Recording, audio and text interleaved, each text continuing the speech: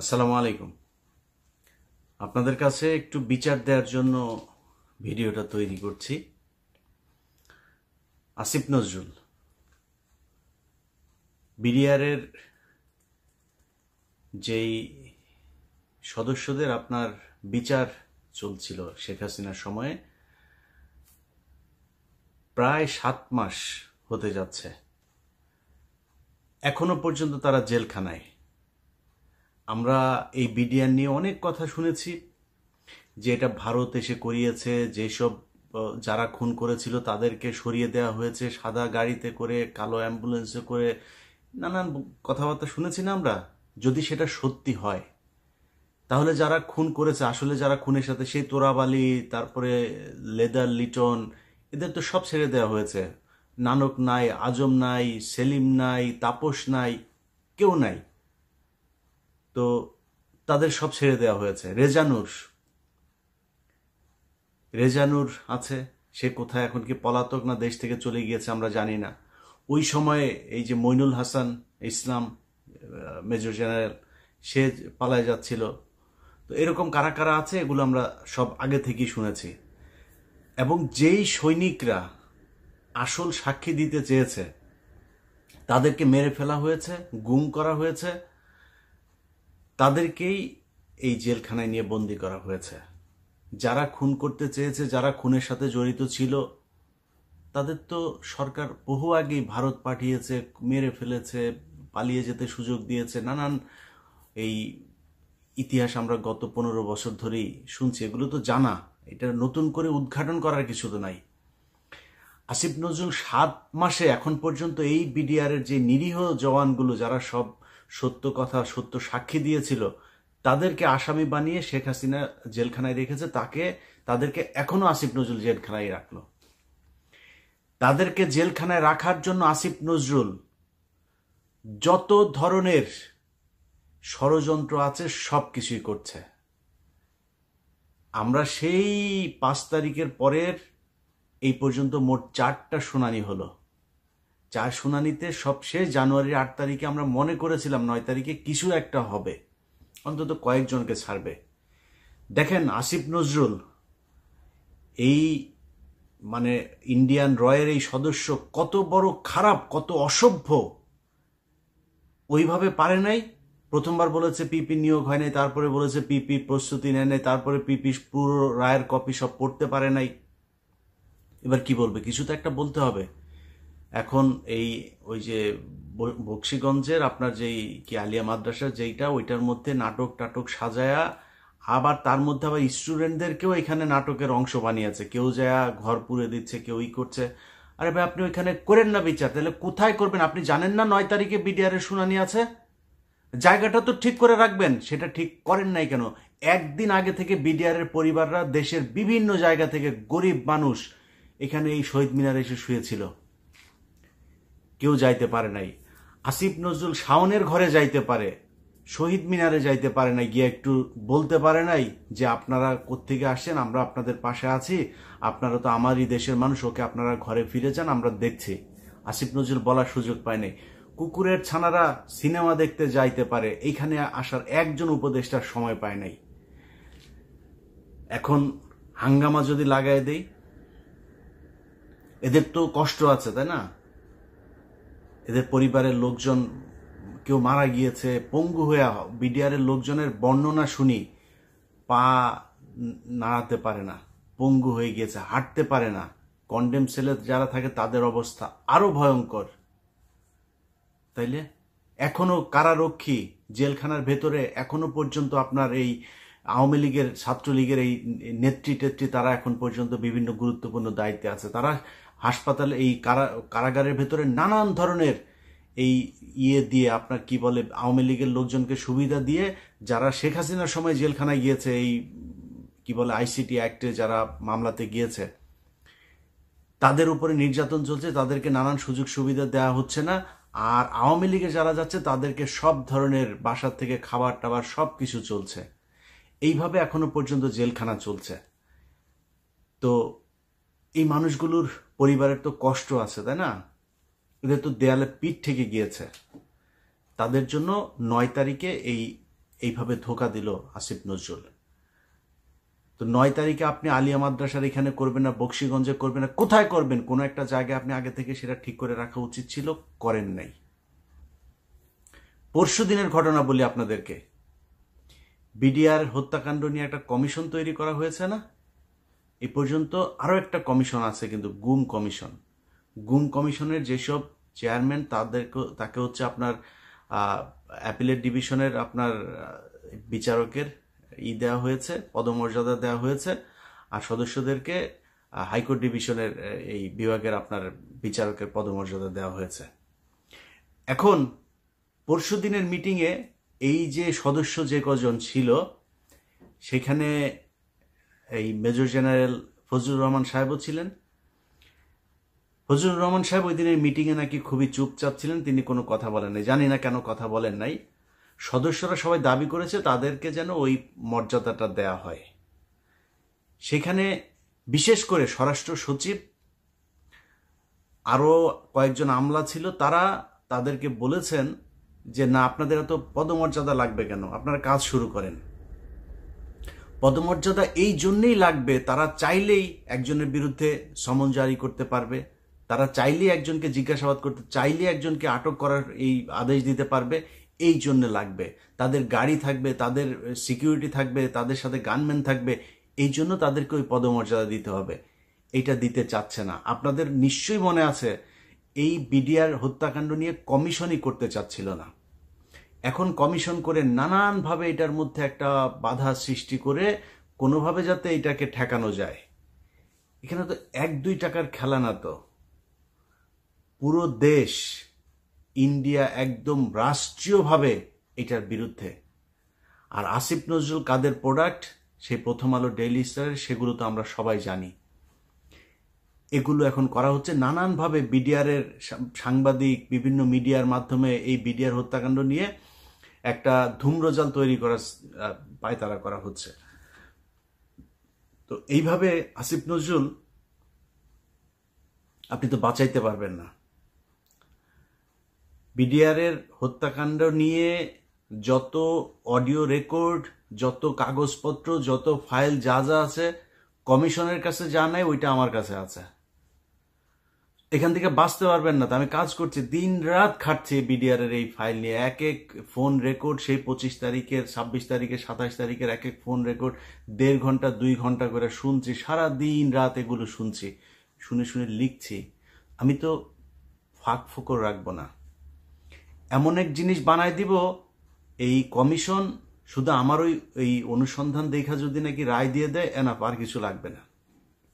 So Asif Nazrul, আপনি যত টাকাই খান, যাই করেন, যেমনি চান, এটা বাঁচাইতে পারবেন না। আর যদি মনে করে থাকেন যা মনে চায় তাই করবেন, এই যে বাংলাদেশ ব্যাংকে রয়ের এক সদস্যকে আপনার বসানো হচ্ছে, এখন সব জায়গাতে আসিফ নজরুলের এই যে পিএস, বলেছিলাম না যে এবিএম খায়রুল হকের পিএস, মনে করেন যে সে জানে না বোধহয়, আমরা জানিয়ে দিয়েছিলাম তো না, সে ব্যক্তি এখনো তার পিএসই আছে, ওই সেই মহিলা, সে ওইখানেই আছে। সচিব, আইন মন্ত্রণালয়, মানে পুরো চালাচ্ছে হচ্ছে আওয়ামী লীগের লোকজন। যে কারণেই গাজীপুরের সবশেষ কনস্টেবলকে আপনার অবকাশকালীন এই আপনার বিচারক হয়েও সে আপনার করছে, কি বলে, এই মানে কনস্টেবলকে আপনার দিল, জামিন দিল। কেন জামিন দিল? কারণ ওই যে নিজের দলের লোক, দাদাদের দেশ থেকে ফোন করা হয়, এটা করো, এটা করে দাও, তার ওএসডি করা হয়েছে। কেন ওএসডি করতে হবে কেন? এখন আবার আইন দেখাইতে পারে যে না, জজ সাহেবরে চাইলে এই করা যায় না, ওই করা যায় না। এত আইন দেখায় তো আপনারা ক্ষমতায় আসেন নাই, তাই না? আপনারা কেউ জিজ্ঞেস করে নাই তো। ওরে বিচার করলে, ওরে গ্রেপ্তার করলে কেউ আপনারা তো এসে জিজ্ঞেস করতো না যে ভাই এটা করলেন কেন, করেন নাই। যাই হোক, আসিফ নজরুল, প্রথম আলো, ডেইলি স্টাররা মিলে এই বিডিআর হত্যাকাণ্ড এটাকে ধামাচাপা দেওয়ার চেষ্টা চালিয়ে যাচ্ছে এখন পর্যন্ত। বিডিআরের পরিবারগুলোকে নানাভাবে হুমকি দেওয়া হচ্ছে ডিজিএফআই, এনএসআই থেকে। তাদের কিছু কিছু ডিজিএফআই, এনএসআই কর্মকর্তার ফোন রেকর্ডও তাদের কাছে আছে। তো এগুলো করে করে এই বিচারটাকে বন্ধ করার জন্য পায়তারা করা হচ্ছে। আসিফ নজরুল এবং আসিফ নজরুলের ছানাপোনা সবগুলাকে বলতে চাই, টাকা পয়সা কামায় তো ভোগ করবেন না, এই টাকা পয়সা তো বের হয়ে যাবে। অনেক আমাদের প্রিয় উপদেষ্টার বাবা পর্যন্ত গিয়া চাঁদাবাজি করছে, সেই ফোন রেকর্ডও আছে। বাপরে মাঠে নামিয়েছে চাঁদাবাজি টাকা কালেকশন করার জন্য। আবার এটার আবার একটা বৈধতা নিয়েছে, কিভাবে জানেন? ওনারা নাকি দল গঠন করবে, দলের জন্য টাকা লাগবে। আপনাদের অপমান করতে চাই না, নামগুলিও বললাম না, অডিও ছাড়ি না এখন পর্যন্ত। পরিস্থিতি এমন করবেন না যে সেগুলো ছাড়তে বাধ্য হই, তাহলে কিন্তু মুখ দেখাইতে পারবে না। আসিফ নজরুলের বিচির মধ্যে কামড় দিয়া বসা বসা আসিফ নজরুল যা বলবে সেটা শুনবেন, খুব বেশি দিন কিন্তু সহ্য করব না। খুব ভালোবাসি, খুব স্নেহ করি, অতএব একটু হিসাব করে চলতে হবে। আপনাদের কাছ থেকে কোনো তদবির করতে যাই নাই যে ভাই আমার ওই লোকের ছাড়াই দেন, এই লোকের ছাড়াই দেন, এগুলো করতে যাই নাই। আপনাদের কাছে দেশটা যেই কারণে স্বাধীন হয়েছে সেইটা চেয়েছি। প্রধান কাজ বিডিআর এর জওয়ানদেরকে ছাড়তে হবে। আসিফ নজরুল এই বিডিআর এর পরিবারের সাথে যেই শয়তানি করেছেন না, বিডিআর পরিবারে যদি উস্কানি দেই না, আপনার গদি বাঁচাইতে পারবেন না। এরকম কোনো পরিস্থিতি তৈরি করেন না যাতে প্রধান উপদেষ্টার বাড়ির ওইখানে যায় হাউকাউ করে। ওখানে কি করবেন? গোলাগুলি করবেন, করবেন, লাঠালাঠি করবেন, করে মারে ফেলবেন। এখন তো সেই দিন নাই যে গুলি করে মারে ফেলবেন, লাঠি মাটি মারবেন। ওরা লাঠি টাঠি খাইতে রাজি আছে। আমি চুপ করে রেখেছি, তাই চুপ আছে। সো এদের কষ্ট কিন্তু আমি নিতে পারবো না। মানে ওদের যে কষ্টটা, সেই কষ্টটা ওরাই বুঝে কেমন লাগে আমি জানি না, আমি বুঝতে পারবো না ওইটা। সো ওদের যে কষ্টটা ওইটা অনুমান করতে পারি। ওদের কথাবার্তা শুনলে বুঝি যে কত আগুন জ্বলছে। ছোট বাচ্চা, 6 মাস বয়স, সেই বাচ্চা এখন বিয়ে করছে, এখন পর্যন্ত মানে করতে পারে নাই, কি বলে, বাবার মুখ দেখে নাই। 15 বছর বয়স, বুঝেন? একটু 2 দিন পরে বিয়ে করার বয়স হয়ে যাবে। অনার্স মাস্টার্স করছে, যেই ছেলে আপনার ক্লাস 3, 4, 5-এ পড়েছে, সে এখন পর্যন্ত বাবার বুকে বুক মিলায় তারপরে জড়ায় ধরতে পারে নাই। সো এদের কিন্তু কষ্ট আছে, হ্যাঁ, মাথায় রেখেন। আপনি বিডিআর বিদ্রোহের এই নাম দিয়া বিডিআর হত্যাকাণ্ডকে বাঁচানোর চেষ্টা করবেন, এই সুযোগ আপনাকে দেওয়া হবে না। কারণ ওইটা যদি আপনি বন্ধ করতে চান, কমিশনরে দিয়েও যদি বন্ধ করাইতে চান, আমারে মায়েরা ফেলতে হবে। এইটা ছাড়া করতে পারবেন না কিছু। যাই হোক, আগে ভাগে বলে রাখলাম, খুব সাবধানে। বিডিআর এর এই বিষয় নিয়ে কোনো ধরনের ধানাই ফানাই এটা বাংলাদেশের মানুষ মেনে নেবে না। কারণ এইটার সাথে এই দেশের এই বিডিআর এর অস্তিত্ব জড়িত, সেনাবাহিনীর অস্তিত্ব, এই দেশের অস্তিত্ব জড়িত। দেখছেন না এখন চারিদিকে বর্ডারে বিডিআর এর অফিসাররা, সেনাবাহিনী আর বিডিআর মিলে কিভাবে বিএসএফ এর সাথে ফাইট করছে। সারা দেশের মানুষ প্রয়োজনে ট্রেনিং নিয়ে তারপরে বিএসএফ এর সাথে দাঁড়াবে। ভারতের সাথে বাংলাদেশের মানুষ কোনোভাবে কোনো কিছুতে সমঝোতা করতে রাজি না। এই দেশের মানুষ যুদ্ধ করবে, মরে যাবে। শুধু তোদের মতো কিছু অসভ্য টাকার কাছে তোরা তোদের মা বোনকেও আরেকজনের খাটে শোয়াই দিয়া তারপরে টাকা নিতে পারিস। এটা যদি না পারতিস তাহলে এই আগস্টে যা ঘটলো, সেই জুলাইয়ের 16 তারিখ থেকে 5 আগস্ট পর্যন্ত, এরকম একটা সরকারের পার্ট হয়ে টাকা পয়সার জন্য এত বিট্রে করতে পারতে না। তোরা তোদের মা বোনদেরকেও আরেকজনের সাথে খাটে দিয়ে আসতে পারবি। আল্লাহ হাফেজ। সহযোগিতা করছে, যদি কোনো ভুল ত্রুটি থাকে কোনো পক্ষে, কারণ 20-20 কিন্তু করতে পারবো না, 19-20 হবে। যদি কেউ আমাদের আচার আচরণে যদি কষ্ট পায় থাকে, আমরা এই যে আজকের যে হাউসে 20 জন আমরা দায়িত্ব নিয়েছিলাম, এই 20 জনের পক্ষ থেকে আপনাদের কাছে আমরা ক্ষমা চাই। পাশাপাশি আজকের এই দরবার আংশিক শেষ করতেছি। এরপরে আমরা সবাই একটু সংবাদ সম্মেলন করে তারপরে মামলার পর্বটা আমরা যাবো, এটা আমরা পরবর্তীতে আমরা করতেছি। তো সবাই ভালো থাকবেন। আসসালামু আলাইকুম। গোলাম মাসুম সাহেবের সাথে আমাদের পারিবারিকভাবে যে দ্বন্দ্ব তৈরি হয়েছিল, আমরা সবাই আসলে এই পরিবারের, এই এলাকায়, এই মহল্লায় আমরা সকলেই বিএনপি পরিবারের লোক। হ্যাঁ, আমরা বিএনপি হিসেবে থাকতে চাই। ওনাদের সাথে যে ভুল বোঝা হয়েছিল, এটা অতীতের দ্বন্দ্ব। এই দ্বন্দ্ব আজকে মীমাংসায় পরিণত হয়েছে। আমরা এখন থেকে বিএনপি একসাথে করবো, একসাথে থাকবো, এই আশাবাদ ব্যক্ত করে আমার কথা শেষ করছি। আসসালামু আলাইকুম। আচ্ছা, আমার পারিবারিকভাবে যে দ্বন্দ্বটা ছিল, গণ্ডগোলটা ছিল, এবং আমার ছেলে মেয়েগুলো যে একটা মিথ্যা করছিল, এটা এখন তারা ভুল স্বীকার করতেছে। আমি সেটার মধ্যে রাজি আছি। হ্যাঁ, মামলাটা আমি প্রত্যাহার করি।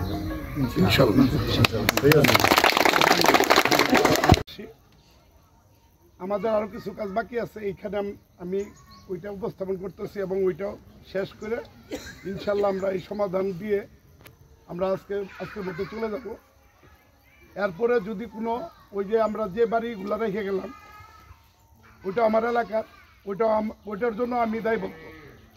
মানে এলাকার লোক হিসাবে আপনারা আমার বারবার চেয়ারম্যান নির্বাচিত করে বারবার ভোট দেন, অদৃশ্য শক্তি আমার পিছন থেকে চেয়ার নেওয়া জায়গা আপনাদের কাছে আমি ঋণী।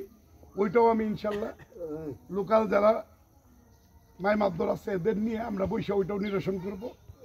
আর এইখানে মাসুম ভাই আমাদের বড় ভাই, ছোটরা ভুল করে বড়রা ক্ষমা করে।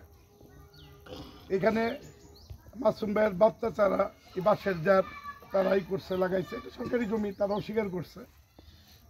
আবার যাই হোক, একটা দুর্ঘটনার জন্য এই বাঁশগুলোও হয়ে গেছে।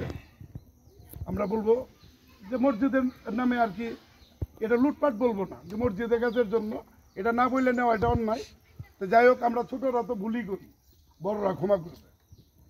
তো বাসের ওইখানেও আমি মাসুম ভাইরে বলবো, মজনু ভাইরে বলবো যে আপনারা এই বাসের দাবিটা ছেড়ে দিবেন। পাশাপাশি আপনারা যে গাছটা লাগাইছেন এই গাছটা আপনি দেখেছেন আমার দাবি, যেহেতু গাছ আপনারা লাগাইছেন আপনারা ৮০,০০০ টাকা দিবেন, ৮০,০০০ টাকা দিবেন। অনেকে অনেক কথা বলছিল, আমি ৮০,০০০ আমার পক্ষ থেকে, যেহেতু বাস আমরা ধরলাম না, ৮০,০০০ টাকা দিবেন। এই ৮০,০০০ টাকা আমরা ২০ জন মাতবর, এটা আমরা কেউ নিব না, আমরা একটা জায়গায় দিব।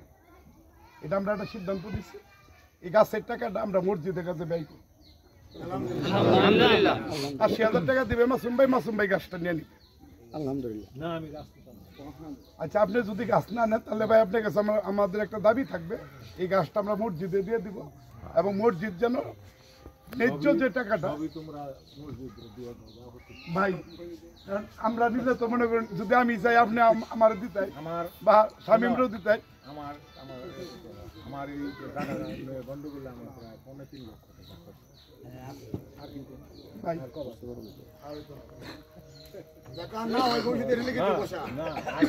সবই যদি তোরা নেসগা সহযোগিতা করছেন, যদি কোনো ভুল ত্রুটি থাকে কোনো পক্ষে, কারণ 20-20 কিন্তু করতে পারবো না, 19-20 হবে। যদি কেউ আমাদের আচার আচরণে যদি কষ্ট পায় থাকে, আমরা এই যে আজকের যে হাউসে 20 জন আমরা দায়িত্ব নিয়েছিলাম, এই 20 জনের পক্ষ থেকে আপনাদের কাছে আমরা ক্ষমা চাই। পাশাপাশি আজকের এই দরবার আংশিক শেষ করতেছি, এরপরে আমরা সবাই একটু সংবাদ সম্মেলন করে তারপরে মামলার পর্বটা আমরা যাব, এটা আমরা পরবর্তীতে আমরা এই করতেছি। তো সবাই ভালো থাকবেন, আসসালামু আলাইকুম।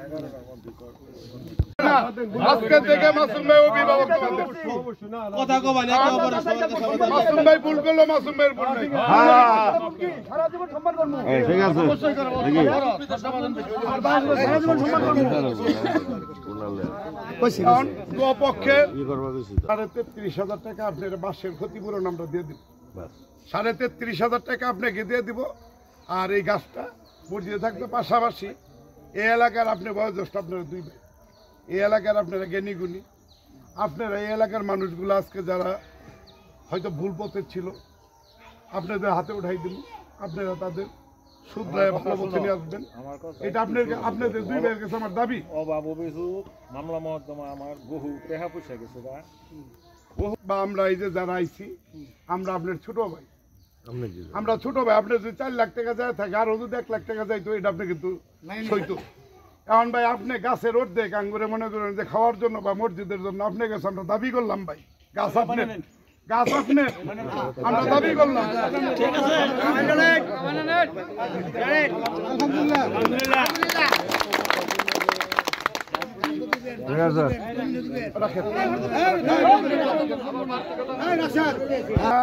ওই ভিকটিম হিসাবে কাজ করছে আজকের পরে তার ভিকটিম না সব হইল মাসুম ভাইয়ের পরিবারের লোক। এই আজকে দরবারের পর থেকে সবাই মাসুম ভাইয়ের পরিবারের লোক। যারা ভিকটিম ছিল সবাই একটু দয়া করে আমার সামনে আসো, আমি তোমাদেরকে মাসুম ভাইয়ের হাতে উঠাই দিব। আর সবাই যেহেতু আপনি দাবি করছে ভাই আপনারা সম্মানী লোক সম্মানের জায়গায় থাকবে, এটাই স্বাভাবিক। আপনার সভাপতি রাশেদ সেক্রেটারি, আপনি আমি আল্লাহর রাস্তায় মাপ চাই। আমি মসজিদে যা খেজমত করার লাগে তুমি শুনবা, তাহলে মজনু বাইরে দিন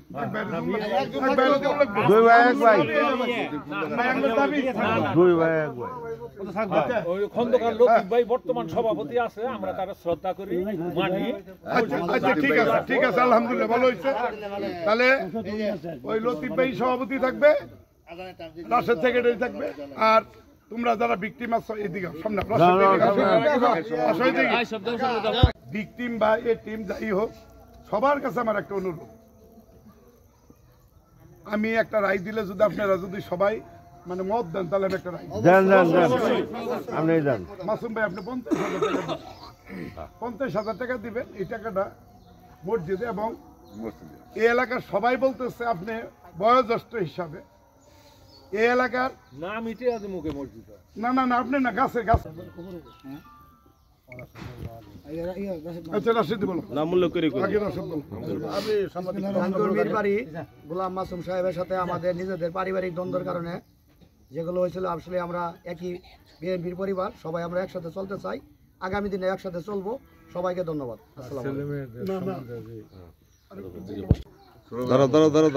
প্রথম থেকে বললাম গোলাম মাসুম সাহেবের সাথে আমাদের পারিবারিকভাবে যে দ্বন্দ্ব তৈরি হয়েছিল, আমরা সবাই আসলে এই পরিবারের, এই এলাকায়, এই মহল্লায় আমরা সকলেই বিএনপি পরিবারের লোক।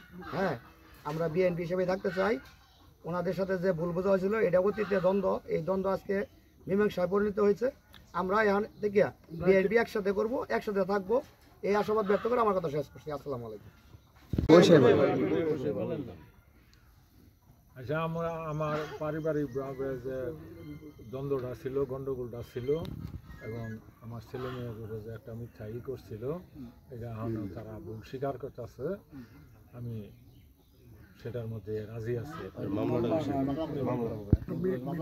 হ্যাঁ, মামলাটা আমি প্রত্যাহার করি।